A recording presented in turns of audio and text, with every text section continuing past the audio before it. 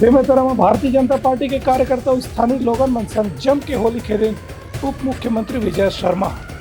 फाग मंडली संग मंजीरा बजा के दिन हवे संघ। अपन बेमेतरा प्रवास के दौरान प्रदेश के गृह मंत्री और मुख्यमंत्री विजय शर्मा भाजपा कार्यकर्ता और स्थानीय नागरिक मन संग भी धूमधाम से होली खेली।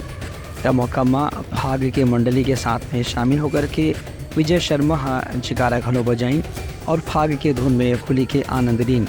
उनकर कहने रही से कि होली के तिहार ऐसे है जिसमें अपन तीर तखार के आत्मीय जन से मुलाकात होके ही ये तिहार के सही आनंद उठाए जा सकते है।